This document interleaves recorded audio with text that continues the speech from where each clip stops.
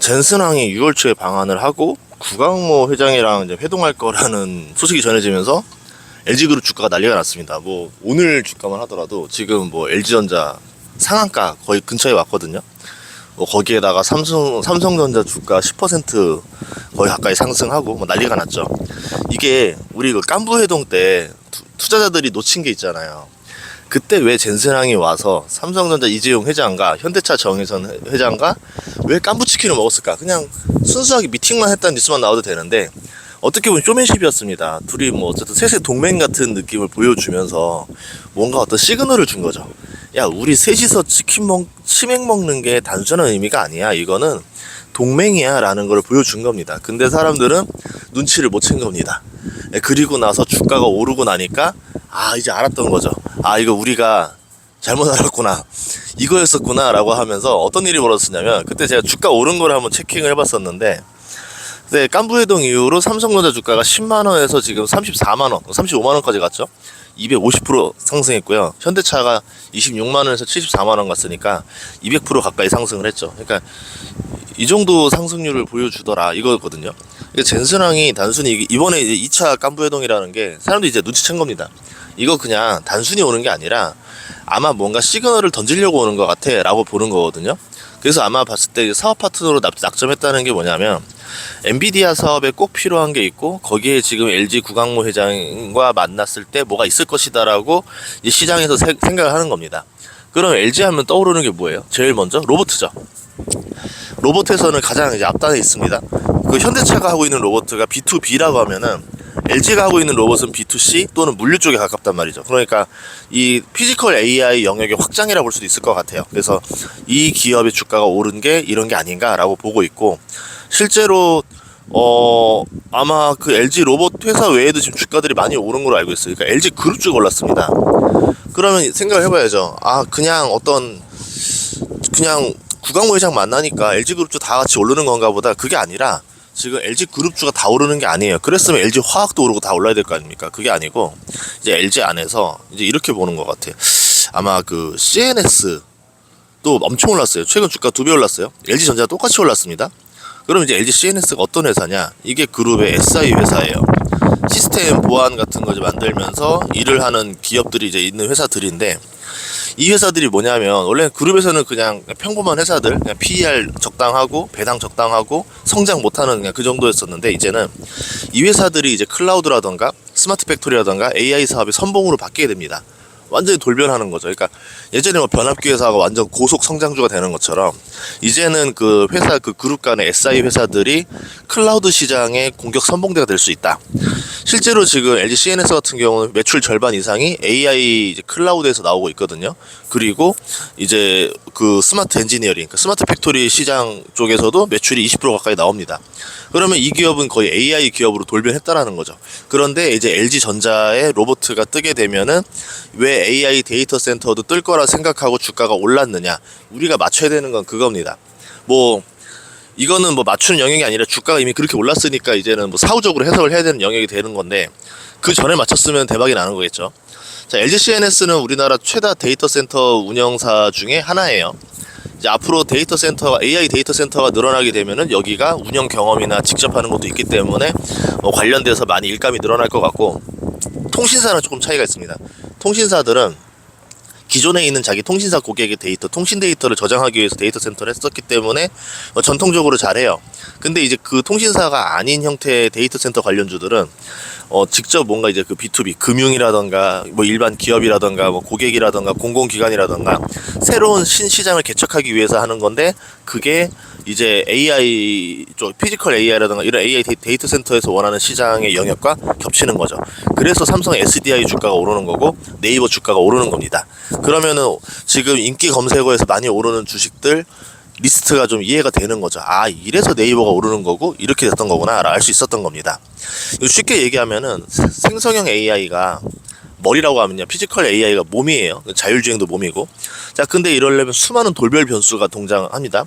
차가 왼쪽으로 끼어들고 오른쪽으로 끼어들고, 이게 사람일 때 멈추는 건데 사람과 비슷한 형체일 때 어떻게 해야 되고 그 즉각 판단해야 되는데 여기서는 추론이 엄청나게 필요해요. 이걸 감당하려면은 대형 AI 데이터 센터가 필요한 거고 이제 그게 지금 미국에서 많이 지어졌던 건데 지금 올해 미국에서 이 AI 데이터 센터 착공 프로젝트가 절반 정도 취소됐다는 뉴스가 나왔습니다.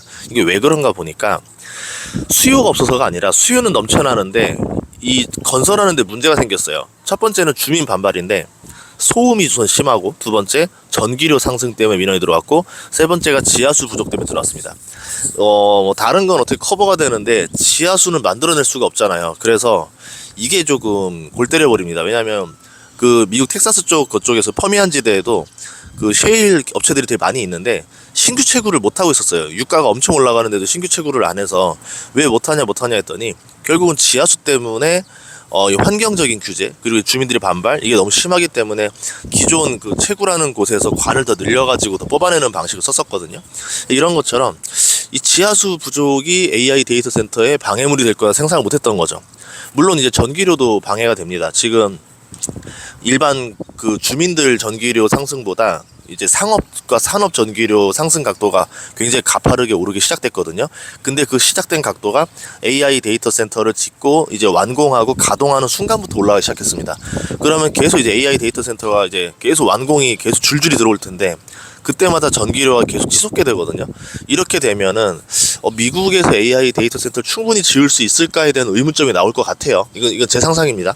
그렇게 되면은 미국 외에서도 AI 데이터 센터가 많이 필요하다라고 될 겁니다. 지금 중국 같은 경우는 자체적으로 엄청나게 저렴한 전기료로 데이터 센터를 마구마구 지어도 되는데 그 규모의 경제에서 밀릴 수가 있다라는 거죠.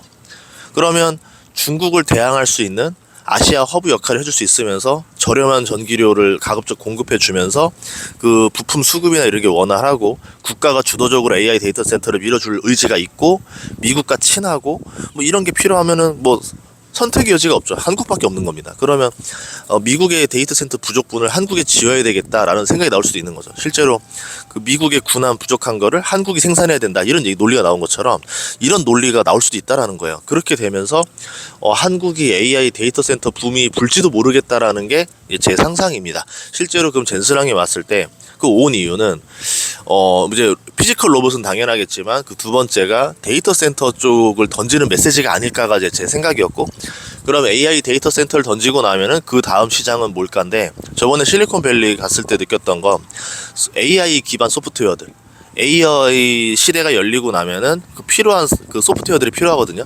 플랫폼이라던가. 그럼 그 시대에서 네이버라던가 뭐 이런 것들이 할 일이 되게 많아져요.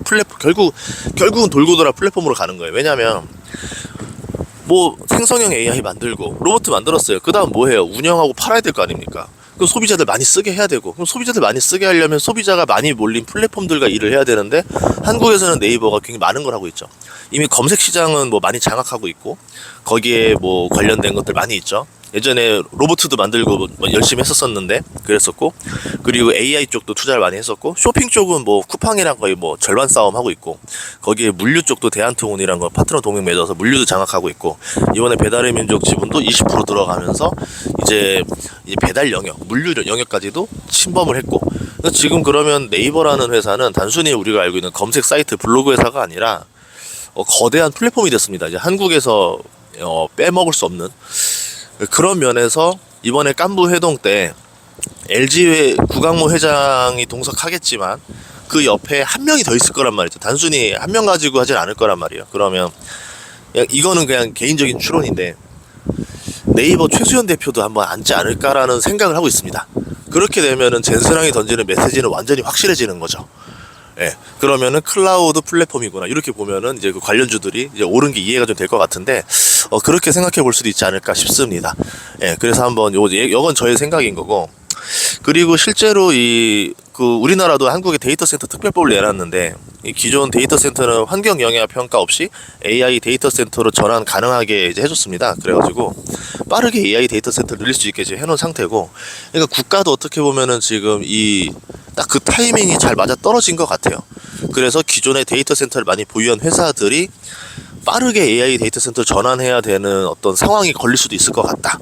그리고 그렇게 되면은 다른 신설 착공하는 데들보다 2년 정도는 앞당겨서 완공을 시킬 수 있을 것 같다 이렇게 보고 있고, 그리고 이제 통신사들도 자체 데이터 센터를 많이 하고 있는데 더 많이 짓기로 하고, 이제 나머지 기존 것들을 뭐 금융 공공기관 기업으로 빨리 전환해서 성장주로 돌변할 수도 있는 거고, 그래서 네이버, 삼성 SDS, LG CNS가 먼저 선두로 달리고 있고, 이 통신사도 성장주로 될 가능성도 존재한다. 이게 이제 저의 생각입니다. 이게 저의 흐름이고, 그래서 뭐 네이버 지금 이렇게 얘기를 했는데, 이거는 제가 예전부터 얘기를 했었던 거예요. 우리 제가 1월 달에 저희 라이브 많이 했었잖아요. 1월, 2월 그때 보면 제가 저희 MC한테 맨날 네이버 사라고 막 말했는데, 사람들이 네이버 사라 한다고 저 나쁜 놈이라고 맨날 막 욕했잖아요. 근데 제가 생각했던 건 그 흐름이었거든요. 생성형, 피지컬, 데이터 센터, 플랫폼, 이 4단계인데 여기에서 3, 4단계는 네이버가 장악을 하고 있습니다. 근데 우리나라 주가는 1, 2단계까지만 올랐었던 거죠.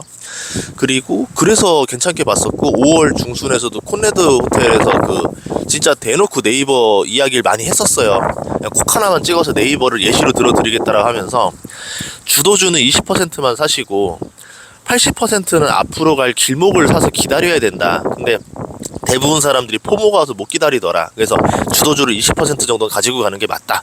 삼성전자, SK하이닉스 20% 가지고 나머지 80%는 뭐 어떤 거 사세요 이렇게 했는데, 사람들이 콕 하나만 찍어주세요. 그래서 네이버가 제일 저평가인 것 같다. PER이 16배에다가 앞으로 3단계, 4단계에 가야 될 길목에 있는데 네이버를 피해서 갈 길이 없다. AI 사업 시장을 갔을 때. 그래서 AI도 괜찮습니다, 네이버 괜찮습니다 했더니 거기 있었던 사람들 표정 다 어두워지더라고요. 무슨 헛소리 하는 거야 이랬었는데, 그거 딜사이트 TV 영상에 남아 있을 거니까 한번 보세요. 그거 남아 있을 겁니다. 예, 그런 것처럼 주식이라는 거는 남들이 뭐라 하더라도 돈을 많이 벌려면 남들이 아직 못 쳐다본 걸 사야 돼요. 그러니까 주가가 안 오르고 힘든 시기가 좀 존재를 합니다. 근데 그 기다리는 만큼 가장 싼 가격에서 산 사람이 되기 때문에 먹었을 때 엄청 크게 먹어요. 그러니까 이제 야구로 치면은 타율보다는 홈런 타자가 홈런 왕이 되는 스타일이 되겠죠.